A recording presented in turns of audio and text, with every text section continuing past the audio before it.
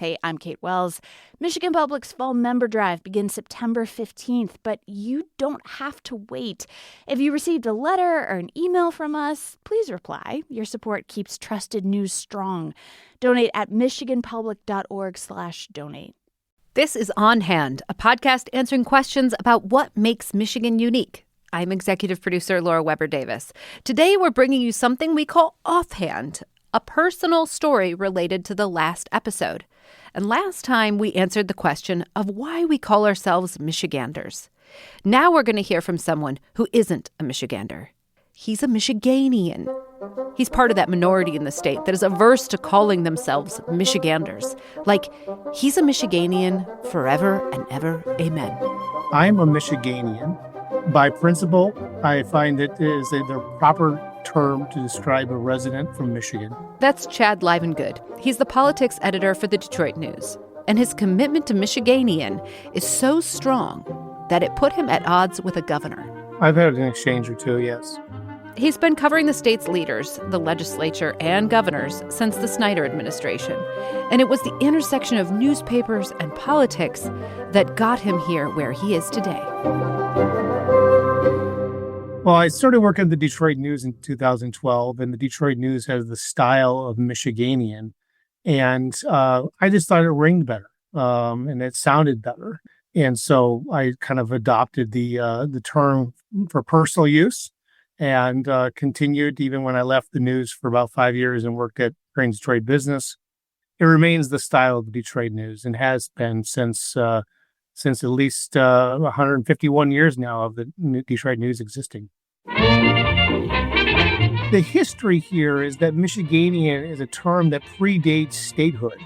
It has been around much longer than Michigander ever has. You can find instances of it in records in the state dating back to the first decade of the 19th century. We even have a day at the Capitol called Older Michiganians Day, and it's actually in the state law statutes. No one's ever attempted to change it. Good evening. When Rick Snyder was elected governor, And it is a good evening, right?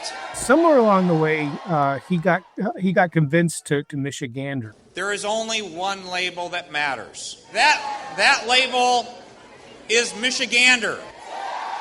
Gretchen Whitmer, the current governor, has always been, as far as I can tell, someone who identifies as a Michigander. My friends, my family, my fellow Michiganders. But there were other governors that used Michiganian for many years. I believe John Engler did. Governor Granholm. As a Michiganian, we come with a map attached to our persons. There has been some division, you would say, in this century of governors over what is the appropriate term. At some point, Gretchen Whitmer just decided to sort of make me somehow the designated spokesman for this term. I'm a Michiganian. And sort of ribbing me. It's been like an ongoing joke that's almost a decade old now. And so in her first State of the State address, she, near the end of the State of the State address in 2019, she said, When we stand together as Michiganders, or Michiganians if you insist. which got a big, huge, roaring laughter in the press room. And then there was another time when I was in an interview of her up for a podcast for Crane's. Governor, welcome to the set today. And she said, I'm happy to be here with one of my favorite Michiganians. Whether she continues to consider me her favorite Michiganian remains unclear. Governor Whitmer is pretty personable, and maybe better than some of our other recent governors, is pretty good at kind of forging relationships. And I covered her in the state Senate for many years as well, so it's not surprising. I mean, Governor Whitmer likes to tease and poke a little bit and rib people, and so this is just what I think she's decided to attach to me.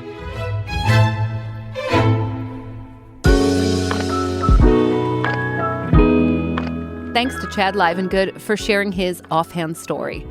We're going to do this with every episode. We're going to hear from one Michigander or Michiganian about their personal story. So if you hear an episode of On Hand and you think, man, I have a great story about Sleeping Bear Dunes, or, hey, I saw the Dog Man of Michigan, let us know. There's a submission form in the pod notes where you can write up a little story for us or send it as a voice memo. We'll share your offhand story. And if you have a question about Michigan that you've always wanted to know, send it our way. You can submit your stories and ideas to us through that form on the website. Just go to the On Hand webpage on Michigan Public, or you can email us onhand@michiganpublic.org. We can't wait to hear your stories. Thanks so much for listening. Bye-bye.